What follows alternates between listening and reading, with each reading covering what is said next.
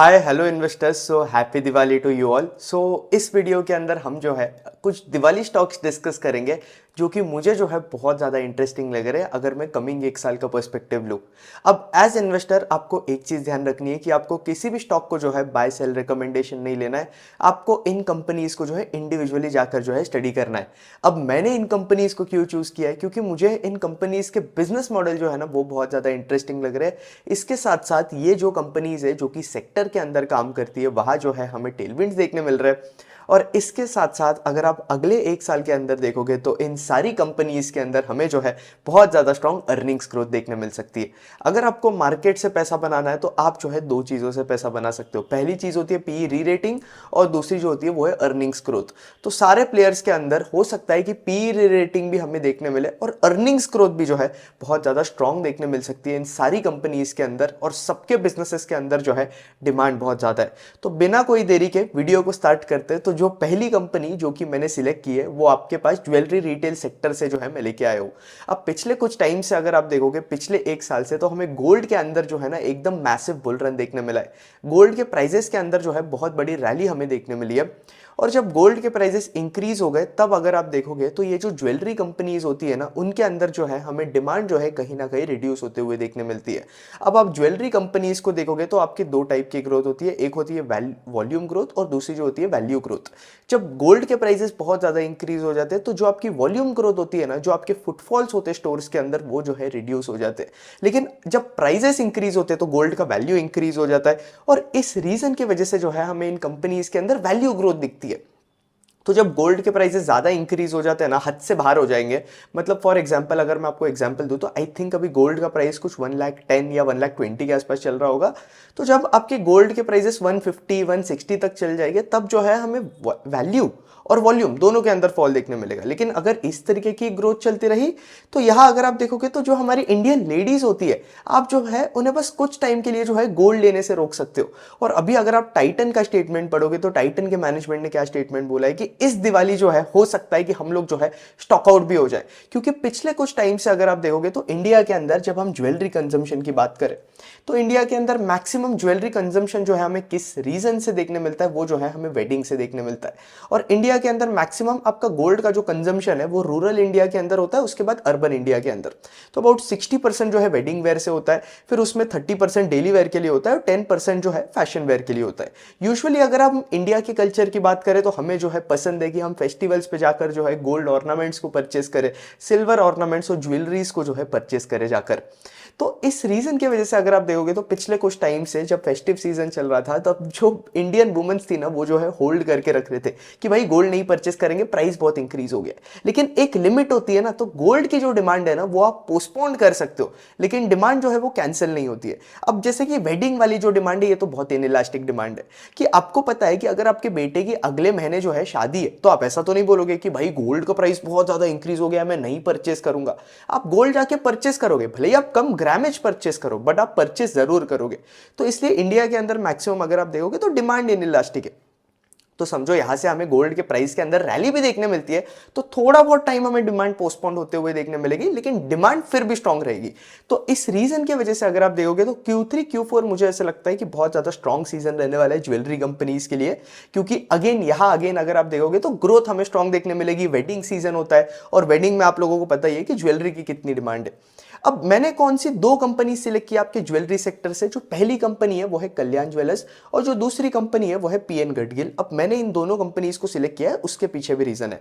अब सबसे पहले ज्वेलरी सेक्टर के अंदर हमें जो है अनऑर्गेनाइज से ऑर्गेनाइज्ड की तरफ शिफ्ट देखने मिल रहा है। तो पहले 2000s में आपका जो organised part of jewellery market है वो सिर्फ 5% हुआ करता। अभी अगर आप देखोगे तो ये मार्केट इंक्रीज होकर 40% हो चुका है। स्काईगोल्ड के मैनेजमेंट ने अपने कॉन्फ्रेंस कॉल के अंदर एक स्टेटमेंट दिया था, अगर आप देखोगे तो जो चीज जो अनऑर्गेनाइज से ऑर्गेनाइज्ड की तरफ चीजें अगले 10 साल में होने वाली थी वो जो है हमें इन कमिंग 5 ईयर्स के अंदर देखने मिलेगी। मतलब आप जो है इमेजिन कर सकते हो कि कितनी ज्यादा टेलविंड्स हमें देखने मिल रही है। तो ये बहुत इंटरेस्टिंग बात बन जाती है। अब कल्याण ज्वेलर्स को मैंने सिलेक्ट क्यों किया है हमारे दिवाली पिक के लिए, अब मैं पहले वो बताता हूँ। कल्याण ज्वेलर्स इंडिया का जो है one of the biggest pan India player है। टाइटन को एक ही प्लेयर कॉम्पीट कर रहा है वो है कल्याण ज्वेलर्स। अब टाइटन इतना बड़ा कंपनी होने के बाद भी टाइटन ग्रो कर रहा है अपना डिवीजन आराम से 20% के आसपास, जो कि मुझे बहुत ज्यादा इंटरेस्टिंग लगता है। कल्याण अगर आप देखोगे तो इनका भी बेस बहुत ज्यादा बड़ा है, ये भी पैन इंडियन प्लेयर है और ये लोग जो है 30% के आसपास ग्रो कर रहे हैं, तो जो कि बहुत इंटरेस्टिंग बन जाता है। अगर मैं P2P कंपैरिजन करूं, देखो मार्केट के अंदर जो है आपको P2P कंपैरिजन करना ही पड़ेगा। आप अगर कोई धंधे के अंदर इन्वेस्ट कर रहे हो तो आपको देखना पड़ेगा ना, क्या ये धंधे से मुझे बेटर धंधा मिल रहा है क्या मार्केट के अंदर बेटर प्राइस पे। एज इन्वेस्टर हमें इस तरीके से सोचना पड़ेगा ना।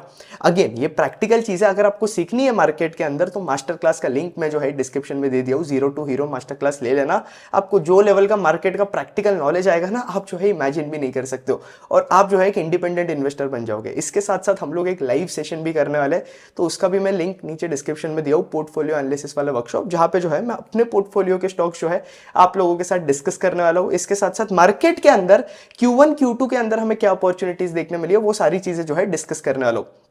तो जो हमारा लाइव सेशन है वो 2 नवंबर को होने वाला है, तो दोनों की लिंक मैं डिस्क्रिप्शन और कमेंट सेक्शन के अंदर दे दूंगा, तो आप लोग जो है रजिस्टर कर लेना। अब यहाँ पे अगेन अगर मैं बात करूं तो कल्याण ज्वेलर्स की जब मैं बात करता हूं तो यहाँ पे ग्रोथ रेट बहुत ज्यादा स्ट्रांग है। इसके साथ साथ कल्याण ज्वेलर के अंदर जो है हमें बहुत इंटरेस्टिंग चीज देखने मिली है। अब ये लोग जो है प्लान कर रहे हैं कि ये लोग गोल्ड मैन्युफैक्चरिंग के अंदर भी जाएंगे, जिस तरीके से आपका जो है स्काई गोल्ड काम करता है। और जब मैं पीयर से कंपेयर करूं कल्याण को, तो कल्याण के अंदर ग्रोथ रेट जो है ऑब्वियसली बेटर है, और वैल्यूएशन वाइज भी जो है कल्याण अगर आप देखोगे तो 63 के पीई पे ट्रेड करता है ट्रेलिंग 12 मंथ्स पे। अब यहाँ पे आई वुड सजेस्ट कि आप फॉरवर्ड पीई कैलकुलेट करो, और फॉरवर्ड पीई के हिसाब से जब आप कल्याण को वैल्यू करोगे तो कल्याण की वैल्यूएशन जो है इतनी ज्यादा एक्सपेंसिव जो है नहीं दिखकर आती है। फिर इसके साथ साथ जब मैं बाकी पीयर से कंपेयर करूं, जैसे कि थंगमाइल हो जाते हैं, सेंको गोल्ड हो जाते हैं, तो वहां पे जो है ग्रोथ रेट जो है इतनी ज्यादा स्ट्रांग नहीं है। आज के डेट पे भी कल्याण का अगर आप Q2 का अपडेट देखोगे तो 30% से इन्होंने इनका ग्रोथ किया है। फुटफॉल मैनेजमेंट बोल रहा है बहुत ज्यादा स्ट्रांग है, डिमांड आउटलुक भी जो है कंपनी का मैनेजमेंट बहुत ज्यादा बुलिश है इस पे। अब कल्याण का सबसे इंटरेस्टिंग चीज मुझे लगता है इनका फोको मॉडल, क्योंकि ये FOCO model franchisee owned company operated पे जो है इन्होंने अपना जो है पैन इंडिया प्रेजेंस बनाकर रखा है इंडिया के अंदर, जो कि सबसे ज्यादा इंटरेस्टिंग देखने मिलता है हमें। फिर इसके साथ साथ इनका जो डिजिटल फर्स्ट ज्वेलरी प्लेटफॉर्म है कैंडियर, वो भी जो है बहुत अच्छा परफॉर्म कर रहा है। यहाँ पे भी हमें 127% की जो है ग्रोथ देखने मिली है। एंड अगेन अगर आप देखोगे तो इन्होंने जो है इस क्वार्टर के अंदर 15 कल्याण के शोरूम्स खोले इंडिया के अंदर, 2 शोरूम इन्होंने मिडल ईस्ट के अंदर खोले, और 15 कैंडियर शोरूम्स खोले इन्होंने इंडिया के अंदर। ओवरऑल कल्याण का जो स्टोर का गाइडेंस है वो बहुत ज्यादा इंटरेस्टिंग है। पहले कंपनी कुछ कॉन्ट्रोवर्सीज में फंस गई थी, प्रमोटर स्टेक सेल कर रहे थे, फिर उसके बाद उन्होंने हेलीकॉप्टर वगैरह भी परचेस किया था, तो ये बहुत कॉन्ट्रोवर्सीज हो रही थी कल्याण के साथ, बट अब चीजें जो है बेटर हो रही है। अब इसके साथ साथ अगर आप देखोगे तो ये जो है अपना कल्याण के अगर आप मार्जिन्स देखोगे तो मार्जिन जो है हमें बेटर होते हुए देखने मिलेंगे, क्योंकि ये लोग क्या कर रहे हैं, ये इनके कारीगर को जो है जल्दी पेमेंट देंगे, तो एक तो इनकी रिलेशनशिप भी जो है उनसे बेटर होगी। इनके क्रेडिटर्स को ये लोग जल्दी पेमेंट दे रहे हैं, मतलब ये क्रेडिटर्स का पैसा जो है कम टाइम के लिए यूज कर रहे हैं, और इसके बदले जो है इन्हें अपने क्रेडिटर्स ऑब्वियसली एक टाइप का डिस्काउंट देते हैं, जिसे हम कैश डिस्काउंट बोलते हैं। तो वो जो है हमें कल्याण ज्वेलर्स को मिलता हुआ देखने मिलेगा, जो कि बहुत इंटरेस्टिंग चीज हो जाती है। तो अब ये नई चीज कुछ ट्राई कर रहे हैं, अब हमें देखना है कि ये चीज जो है किस तरीके से प्ले आउट होती है। और ये लोग ज्वेलरी पार्क भी बना रहे हैं केरला के अंदर, तो वो हमें देखना है कि किस तरीके से जो है कल्याण करता है। मैन्युफैक्चरिंग का जो है हमें अभी तक तो कोई प्लान नहीं देखने मिल रहा है कंपनी का, लॉन्ग टर्म के अंदर वो प्लान हो सकता है। अब कल्याण के साथ अगर मैं बात करूं तो कल्याण के सेम स्टोर सेल्स ग्रोथ के अंदर भी हमें अच्छी खासी ग्रोथ देखने मिल रही है। जब आप रिटेल कंपनीज को ट्रैक कर रहे हो तो बहुत इंपॉर्टेंट मेट्रिक होता है आपका सेम स्टोर सेल्स ग्रोथ। फिर इसके बाद कल्याण के बाद अगर मैं अगले प्लेयर के बारे में बात करूं आपसे, जो कि हमारी अगली दिवाली पे के, वो है पीएन गडगिल ज्वेलर्स। क्यों? रीजन सिंपल है, टेलविंड्स आप लोगों को गोल्ड सेक्टर के पता है, बट यहाँ पे अगर आप देखोगे तो पीएन गडगिल एक ऐसा प्लेयर है जो कि एक्चुअली जो है बहुत ज्यादा फास्ट ग्रो कर रहा है। आप खुद इंडिविजुअली कल्याण और पीएन गडगिल को एनालाइज करो, देखोगे आपको कौन सा बेटर प्लेयर लग रहा है। लेकिन मुझे जो है दोनों प्लेयर इंटरेस्टिंग लगते हैं। पीएन गडगिल भी अबाउट 30% के आसपास ग्रो कर रहा है। अब पीएन गडगिल की वैल्यूएशन अगर आप देखोगे तो 35 के ट्रेलिंग 12 मंथ्स के पी पे ट्रेड कर रहा है। अगर आप कंपनी का फॉरवर्ड पी कैलकुलेट करोगे, जो इन्होंने गाइडेंस दिया है 30% का, वहां से अगर आप मार्जिन के गाइडेंस के हिसाब से आई थिंक 3.5% का पैट होगा इनका, तो उस हिसाब से अगर आप कैलकुलेट करोगे तो ये लोग 330 के आसपास जो है पैट कर सकते हैं FY26 के अंदर। तब भी अगर आप फॉरवर्ड पी निकालोगे तो 25 से 30 के बीच में ही आएगा। तो पीएन गडगिल का जो डील है ना वो बहुत इंटरेस्टिंग लग रहा है। ओवरऑल ये लोग भी अपना पैन इंडिया प्रेजेंस बना रहे हैं, तो वो हमें देखना पड़ेगा कि कंपनी के लिए जो है किस तरीके से ये सारी चीजें प्ले आउट होती है। और इसके साथ साथ पीएन गडगिल का पिछले कुछ टाइम से जो कंफ्यूजन चल रहा था ना सबसे बड़ा, वो रिफाइनरी वाला, वो जो है हमें Q3 से सॉर्ट होता हुआ देखने मिलेगा। तो ये कुछ इंटरेस्टिंग बात बन जाती है इन प्लेयर्स के बारे में। और ये इनका कुछ 76 टू 78 स्टोर्स के आसपास का नेटवर्क बन जाएगा आपके ईयर एंड में, इस फिस्कल के अंदर। और H2 के अंदर ये लोग प्लान कर रहे हैं कि ये लोग कुछ 13 से 15 स्टोर्स के आसपास ओपन करें। ये लोग भी अपने स्टोर्स कुछ 50% के आसपास से जो है अपने नंबर ऑफ स्टोर्स ग्रो कर रहे हैं। तो ये बहुत इंटरेस्टिंग बात बन जाती है। पीएन गडगिल भी एक इंटरेस्टिंग प्लेयर है जो कि आप ट्रैक कर सकते हो। अब इसके बाद जो अगला सेक्टर है वो है प्लेटफॉर्म बिजनेस।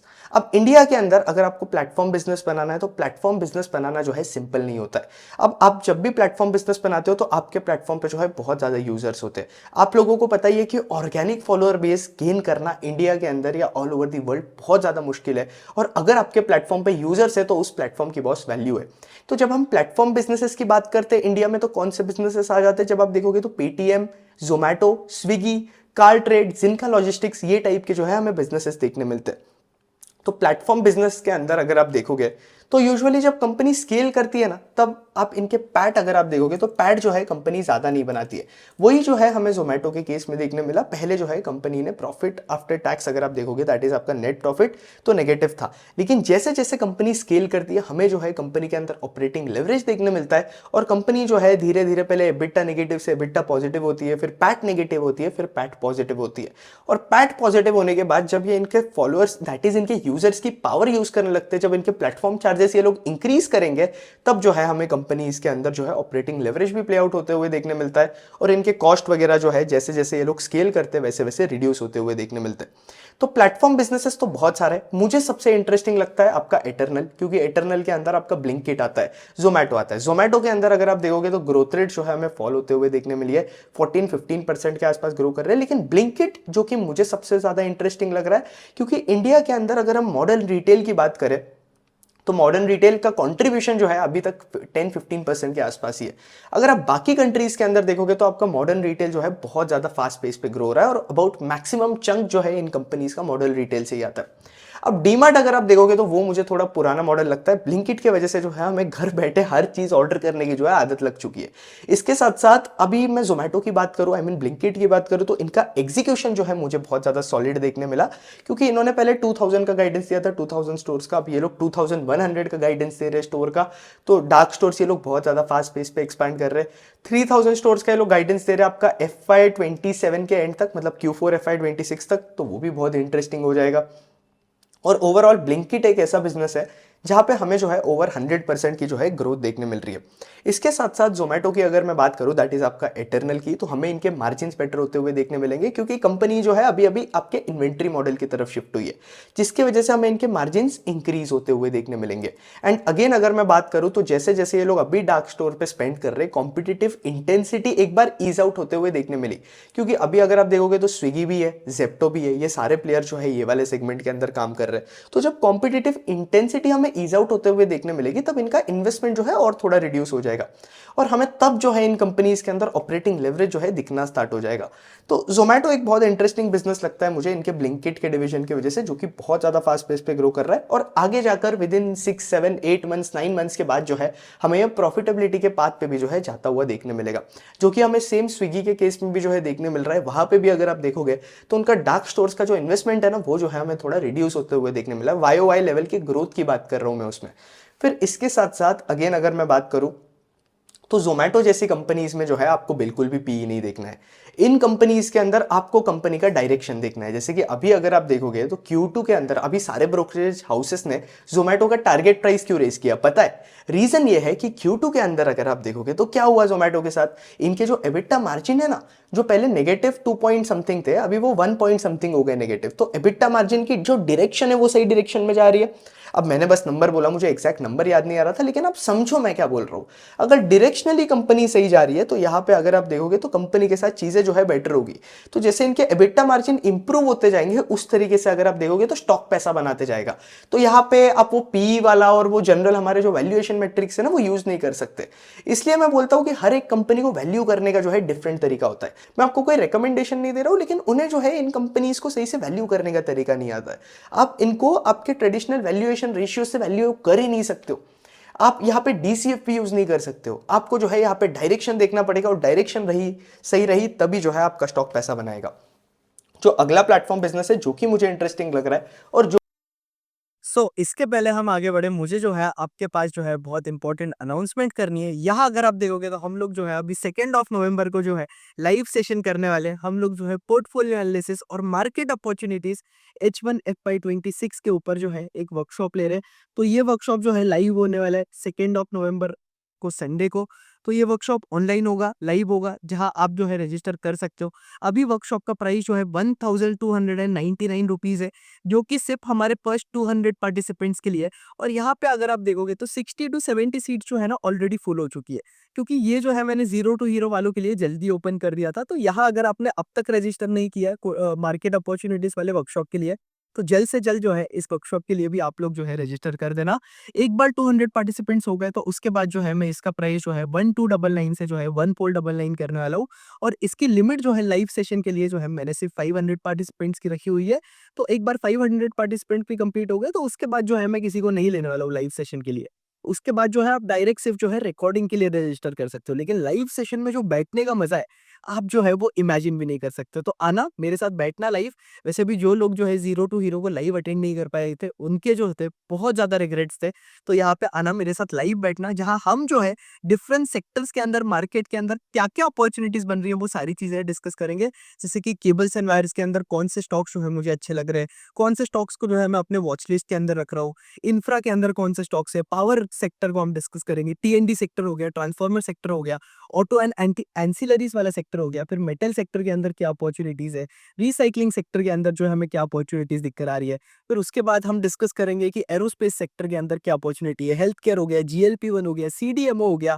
अगेन अगर हम देखें तो रिटेल सेक्टर हो गया, ज्वेलरी हो गया, logistics, NBFCs, banks, housing finance, gold finance, data centres, AI, lab grown diamond, ये सारे सेक्टर्स के अंदर जो है कौन से सेक्टर के अंदर हमें कौन सी कंपनी की जो है बॉटम्स अप लेवल पे क्या अपॉर्चुनिटी देखने मिल रही है, ये सारी चीजें जो है ना हम ये आपके market opportunities and H1 FY 26 वाले कोर्स के अंदर जो है डिस्कस करने वाले। तो ये लाइव वर्कशॉप होने वाला है जहाँ पे मैं अपना पोर्टफोलियो आपसे डिस्कस करूंगा और बात करूंगा कि Q4 FY 25 से लेके Q1 और Q2 के अंदर मुझे कौन सी अपॉर्चुनिटीज अच्छी लग रही है स्टॉक्स के अंदर, और इसके साथ साथ क्या क्या चीजें जो है मैंने पोर्टफोलियो के अंदर ऐड किए, कट किए।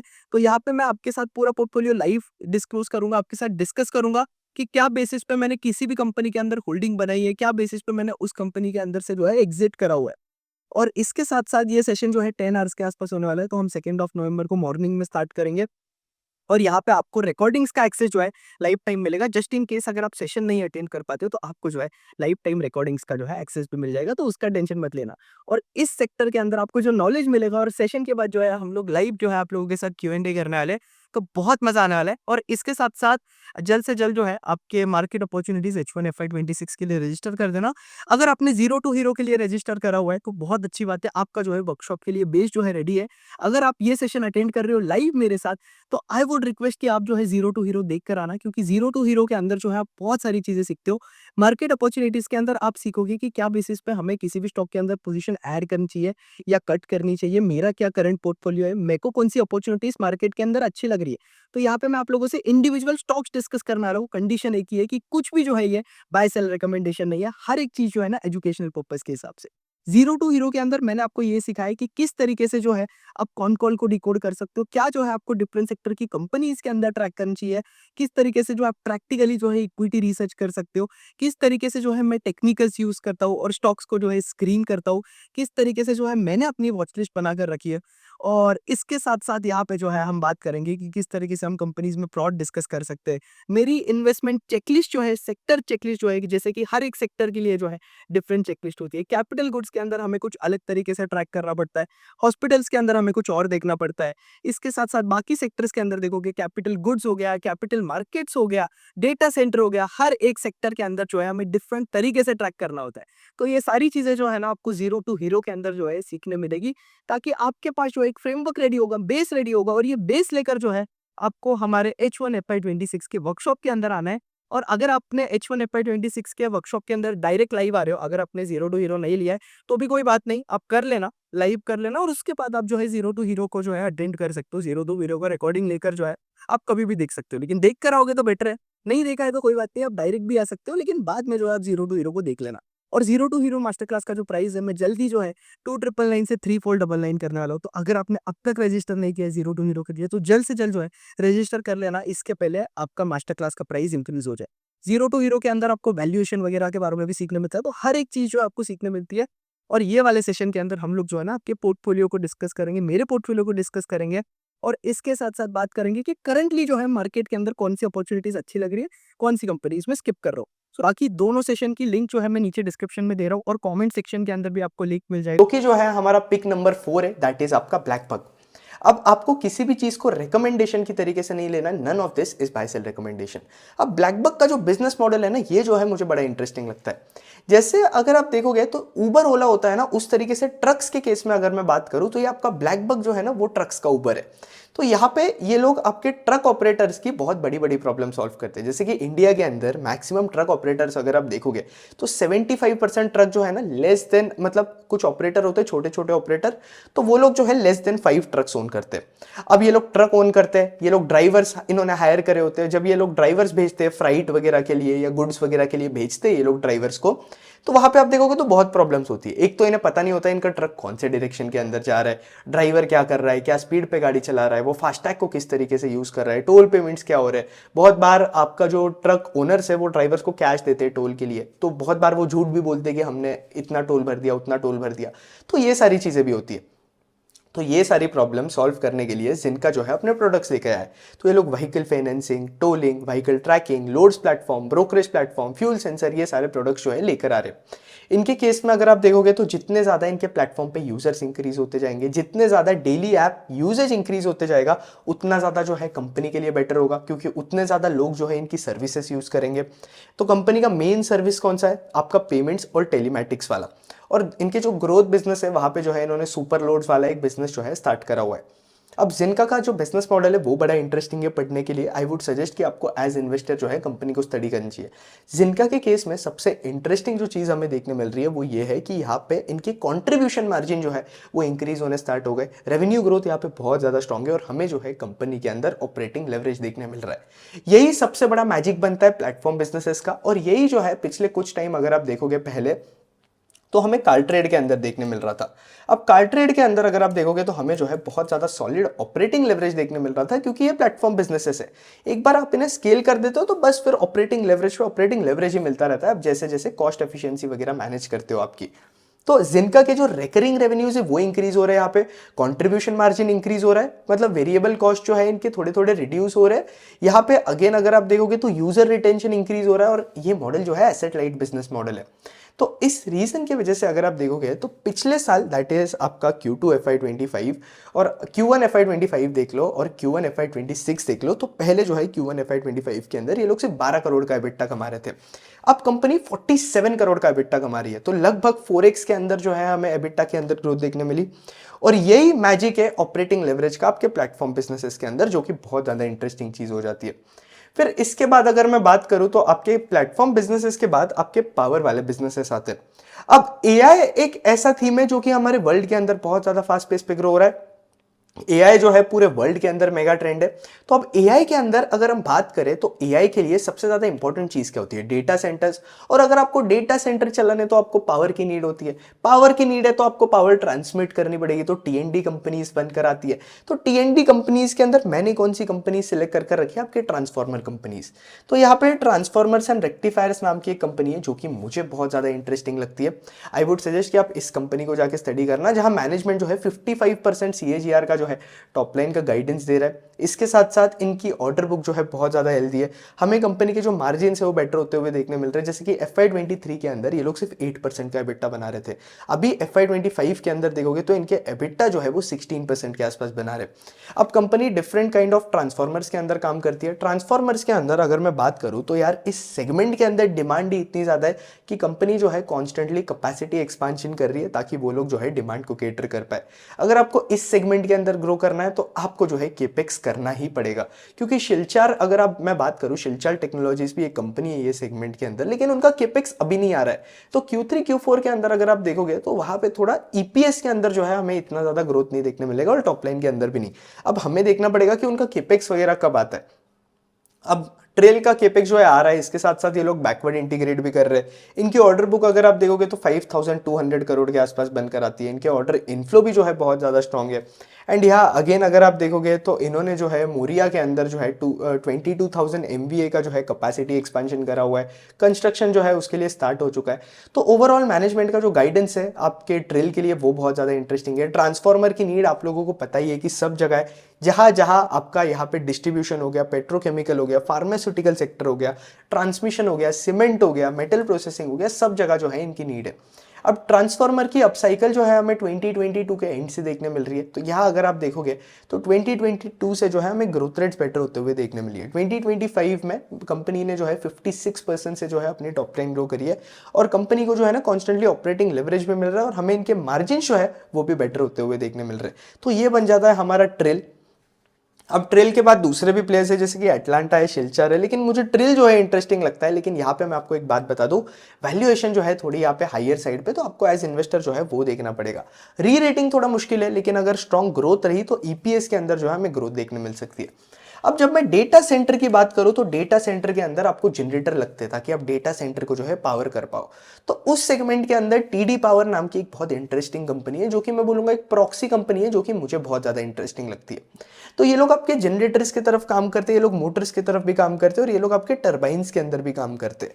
तो गैस टरबाइंस के अंदर अगर आप देखोगे तो डिमांड इतनी ज्यादा है कि वहां पे जो है हमें अबाउट 7 ईयर्स का जो है वेटिंग पीरियड देखने मिल रहा है।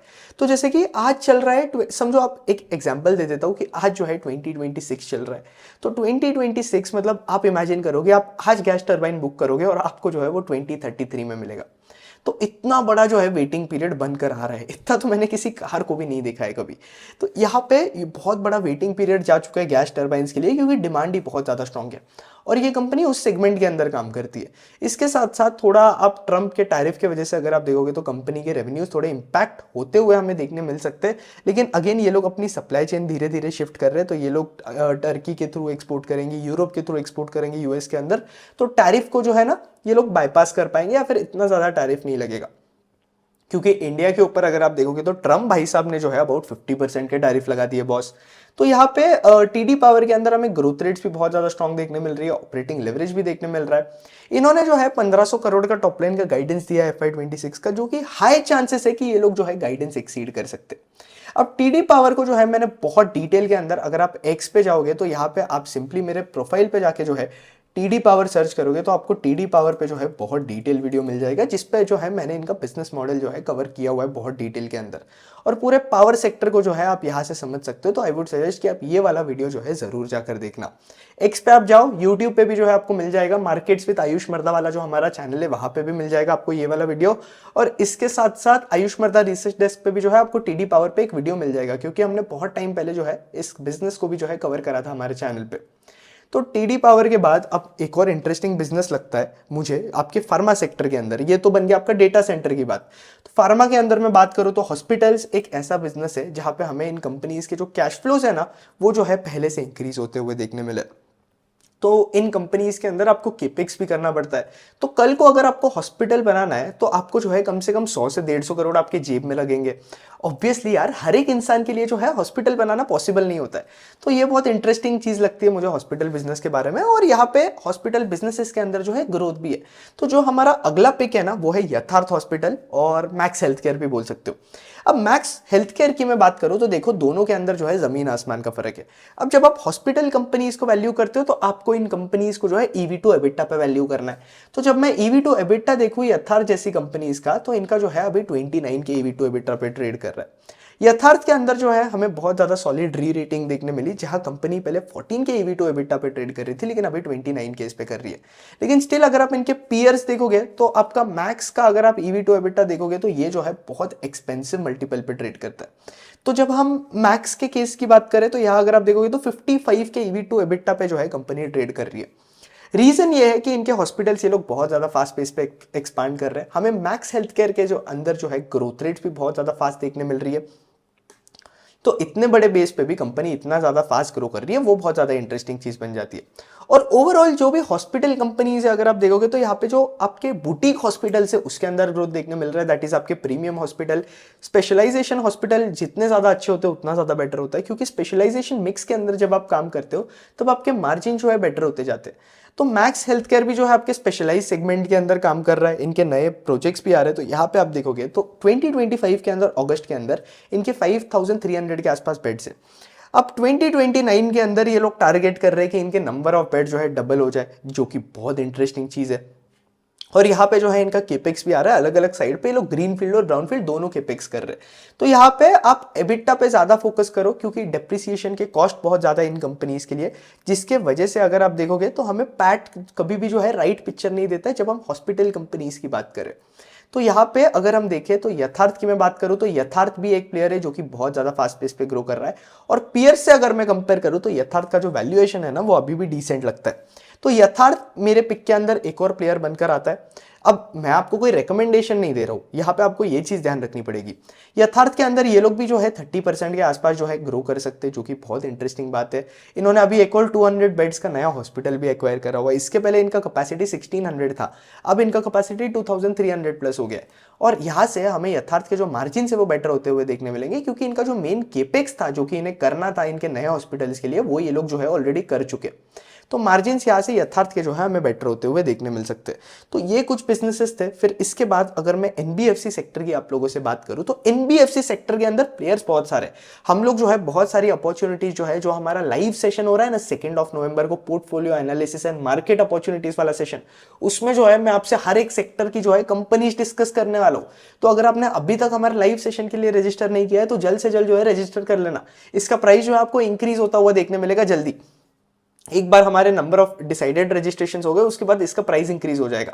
तो अगर आपको देखना है कि यार मार्केट के अंदर क्या अपॉर्चुनिटीज बनकर आ रही है बॉटम्स अप लेवल पे, क्योंकि इस मार्केट में आपको बॉटम्स अप लेवल पे ही अपॉर्चुनिटीज देखनी पड़ेगी जहां अर्निंग्स ग्रोथ स्ट्रॉन्ग है। तो जल्द से जल्द जो है हमारे पोर्टफोलियो एनालिसिस वाले सेशन के लिए, वर्कशॉप के लिए आप लोग रजिस्टर कर लेना। 2 नवंबर को बैठेंगे, बहुत मजा आएगा, और आप लोग जो है लाइव मेरे साथ जो है Q&A भी कर सकते हो। आपको मैं अपना पूरा पोर्टफोलियो दिखाऊंगा और दिखाऊंगा कि मैंने कौन से प्लेयर सिलेक्ट कर रखे, और हर एक सेक्टर की जो है हम लोग अपॉर्चुनिटी डिस्कस करेंगे।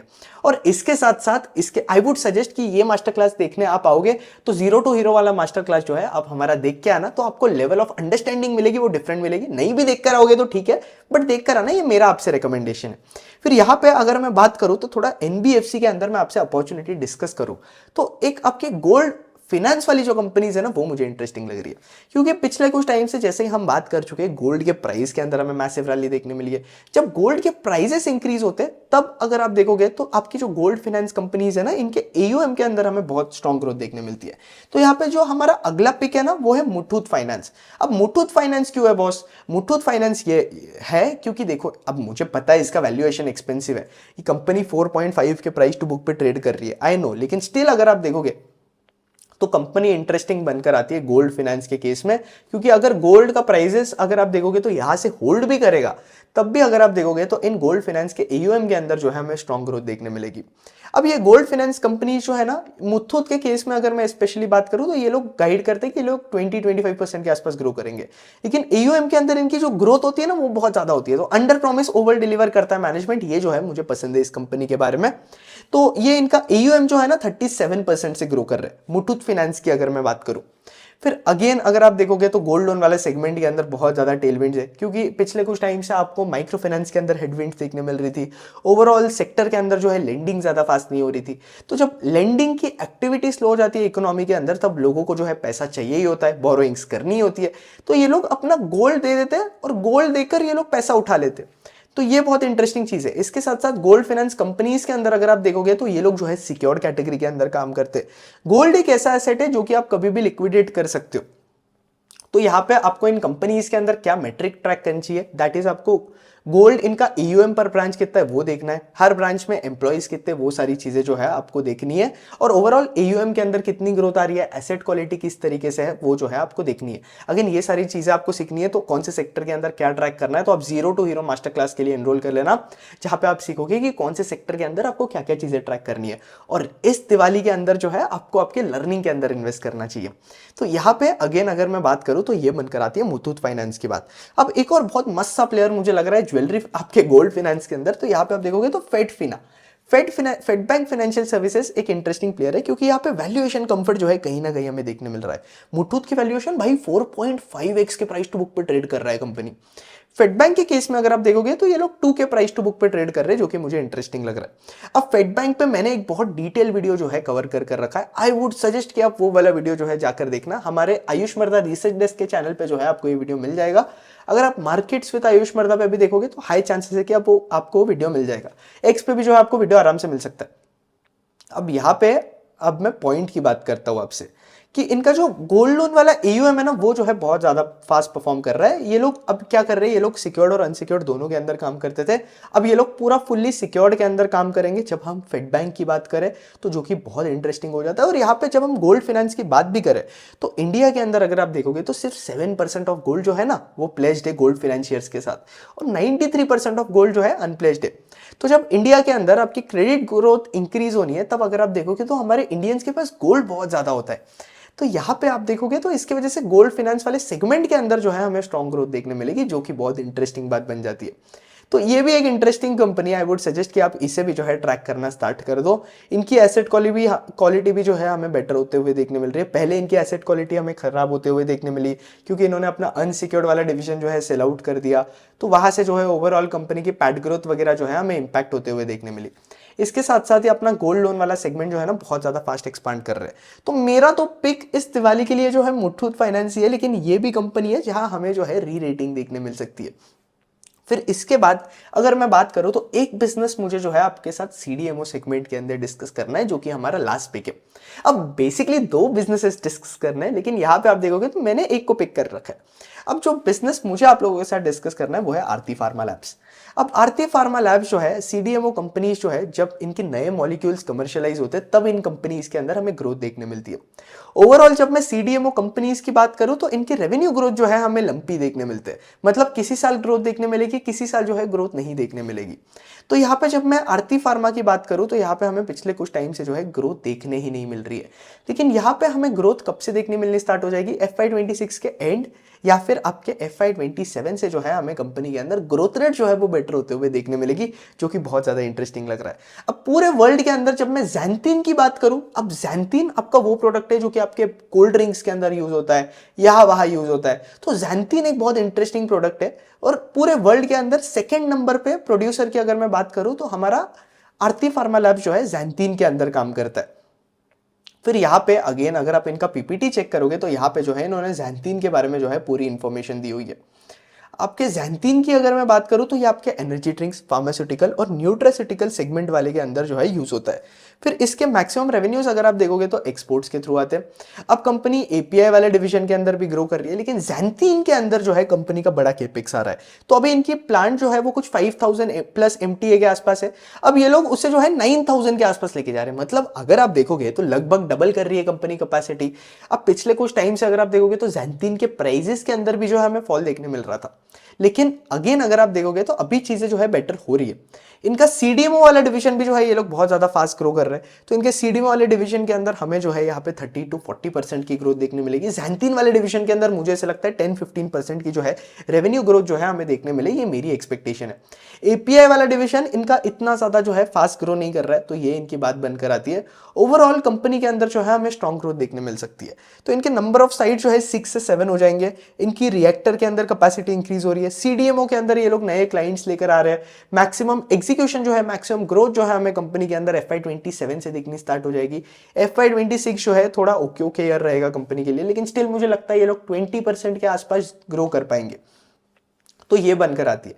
इसके साथ साथ ये लोग आपके सोलार के अंदर भी इन्वेस्ट कर रहे हैं, ताकि इनकी इलेक्ट्रिसिटी जो है, इलेक्ट्रिसिटी रिक्वायरमेंट और कॉस्ट वगैरह जो है वो सब जो है रिड्यूस होते जाए। तो ये बनकर आती है आरती फार्मा लैब्स की बात। तो ये भी आपको जो है ट्रैक पे रखना पड़ेगा अगले दिवाली तक। आई वुड सजेस्ट कि आप ये सारे दिवाली पिक्स को जो है ट्रैक पे रखना, क्योंकि यहाँ पे जो है हमें सारे ग्रोथ ट्रिगर्स देखने मिल रहे हैं। और आई वुड सजेस्ट कि आप इन सारी कंपनीज को ट्रैक करो। जो फाइनल कंपनी मुझे आपसे डिस्कस करनी है और जो हमारा फाइनल दिवाली पिक है वो है महिंद्रा एंड महिंद्रा। अब ऑटो सेक्टर के अंदर गवर्नमेंट की तरफ से जो है बहुत ज्यादा टेलविंड जो है हमें देखने मिल रही है। टेलविंड्स क्यों देखने मिल रही है बॉस? यार टेलविंड्स देखने मिलेगी ना, गवर्नमेंट ने जीएसटी कट करा है। जीएसटी कट करा है तो गाड़ियों के प्राइसेस रिड्यूस हुए, गाड़ी के प्राइसेस रिड्यूस हुए तो लोगों की डिमांड इंक्रीज होती है। और ऊपर से आ गया बॉस ये फेस्टिव सीजन। अब ये फेस्टिव सीजन आ चुका है, दिवाली आ रही है, दशहरा आ रहा है, लोग ऑब्वियसली नई गाड़ी जाकर परचेस करेंगे। और M&M एक ऐसा प्लेयर है जो कि पूरा इंडस्ट्री जब खराब परफॉर्म कर रहा था, M&M जो है अभी भी अच्छा परफॉर्म कर रहा है और तब भी अच्छा परफॉर्म कर रहा था, क्योंकि एसयूवी सेगमेंट के अंदर जो मार्केट शेयर होता है ना वो ये लोग खा रहे हैं। और इंडिया के अंदर प्रीमियमाइजेशन अगर आप देखोगे तो इंक्रीज होते जा रहा है, तो लोगों का जो एसयूवी के ऊपर स्पेंडिंग है ना वो भी इंक्रीज होते जा रहा है। जो देखो आप घर के बाजू में भी आपके जाकर देखो, सबको जो है आजकल एसयूवी कार चाहिए। और महिंद्रा की B9 और B6 वाली जो मॉडल्स है वो बहुत ज्यादा सुपर हिट रहे। और इसके साथ साथ इनके पहले के भी जो मॉडल्स है, XUV 700 हो गए या फिर थार रॉक्स हो गए, तो वो भी बहुत ज्यादा सुपर हिट रहे कंपनी के। अब M&M के अंदर बाकी बिजनेसेस भी आते हैं। मुझे इनका ऑटो वाला बिजनेस सबसे अच्छा लगता है। फार्म वाले बिजनेसेस के अंदर भी ये लोग ग्रो कर सकते हैं, क्योंकि इस बार रूरल इकोनॉमी अच्छा परफॉर्म कर रही है, अर्बन इकोनॉमी को आउटपेस कर रही है। एंड अगेन अगर आप देखोगे तो ये टेक महिंद्रा वाला बिजनेस मुझे ठीक ठाक ही लगता है। आईटी वाले बिजनेसेस मुझे पर्सनली नहीं पसंद, और ये महिंद्रा फाइनेंस वाला बिजनेस भी ओके ओके है। फिर यहाँ पे अगर मैं बात करूँ तो इनके छोटे बिजनेसेस की मैं बात करूँ तो ये लोग हॉस्पिटैलिटी बिजनेस के अंदर है। तो महिंद्रा की आपको मेंबरशिप पता होगी, क्लब महिंद्रा की मेंबरशिप। ये लोग रियल एस्टेट वगैरह के अंदर भी है, लेकिन मेन इनका जो है वो ऑटो और फार्मिंग वाला सेगमेंट ही जो है मुझे पसंद है। बाकी वाले इनके डिवीजन ठीक ठाक लगते हैं, लेकिन ओवरऑल कंपनी बड़ी इंटरेस्टिंग है। ग्रोथ रेट जो है अभी भी स्ट्रॉन्ग है। मुझे ऐसा लगता है कि Q3 Q4 के अंदर कंपनी अच्छे नंबर्स रिपोर्ट करने वाली है, क्योंकि आपके जीएसटी कट की वजह से डिमांड जो है हमें इंक्रीज होते हुए देखने मिलेगी। तो ये कुछ कंपनीज है। ओवरऑल आपको पता ही होगा कि यार मार्केट के अंदर बॉटम्स अप जो है आपको अपॉर्चुनिटीज पे फोकस करना है। तो हम हमारा जो 2 नवंबर को सेशन हो रहा है ना, वहां पे जो है हम बॉटम्स अप मार्केट के अंदर क्या अपॉर्चुनिटीज देखने मिल रही है डिफरेंट सेक्टर्स के अंदर, वो सारी चीजें जो है डिस्कस करेंगे। और इसके साथ साथ मैंने भी जो है अपने पोर्टफोलियो के अंदर Q1 Q2 के अंदर बहुत चेंजेस किए। डिफरेंट सेक्टर्स को जो है मैं अभी ऊपर लेके आया हूँ, डिफरेंट सेक्टर्स को जो है मैंने पोजीशन कट करी है, डिफरेंट कंपनीज के अंदर पोजीशन कट करी है। तो वो सारी चीजें जो है मैं आप लोगों के साथ डिस्कस करूंगा, जिसके बाद आप लोग जो है कभी भी किसी भी स्टॉक के अंदर जो है कभी भी नहीं फंसोगे। तो मैंने पोर्टफोलियो वाला जो सेशन है, लिंक जो है हमारा उसका डिस्क्रिप्शन और कॉमेंट्स के अंदर लिंक दे दिया पोर्टफोलियो एनालिसिस की। लाइव बैठेंगे, लाइव बात करेंगे, लाइव डिस्कस करेंगे, बहुत मजा आएगा 2 नवंबर को। और इसके साथ साथ जीरो टू हीरो देख कर आना मेरा रिकमेंडेशन है, ताकि आप लोगों के लिए जो है अंडरस्टैंडिंग के लिए बेटर होगा।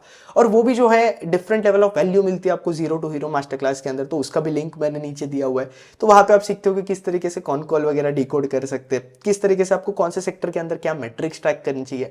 तो आपको जब ये सारी चीजें समझेगी और आप इन दोनों वर्कशॉप के नॉलेज को मिलाओगे, ऐड करोगे, तो आपको जो है बीट नहीं कर पाएगा और आप जो है एक इंडिपेंडेंट इन्वेस्टर जो है बन जाओगे। तो मेरे लेवल की रिसर्च जो है आप लोग भी कर पाओगे। That's it. होपफुली वीडियो पसंद आया होगा। वीडियो पसंद आए तो लाइक करना, कंटेंट पसंद आया, चैनल पे पहली बार आए हो चैनल को सब्सक्राइब करो। हमारा एक मार्केट्स विद आयुष मर्दा वाला भी चैनल है, जिसको आई वुड सजेस्ट कि आप लोग जो है जाकर अभी के अभी सब्सक्राइब करो। वहां पे भी बहुत ज्यादा कंटेंट अवेलेबल है। और अगर आप मेरे को एक्स पे फॉलो नहीं करते हो, जो जल्द से जल्द जाओ मुझे एक्स पे फॉलो करो। तो ये कुछ हमारे दिवाली पिक्स थे। होपफुली आपको ये वीडियो पसंद आया होगा। वीडियो पसंद आया लाइक करना, चैनल पे पहली बार आए हो चैनल को सब्सक्राइब करो। That's it. आयुष मर्दा साइनिंग ऑफ। और एक और चीज है, कमेंट सेक्शन के अंदर मुझे आकर बताना कि आपकी जो है दिवाली पिक्स कौन सी है और आपको जो है सबसे अच्छे स्टॉक शो है कौन से लगे। That's it. आयुष मर्दा साइनिंग ऑफ। जय हिंद, जय भारत।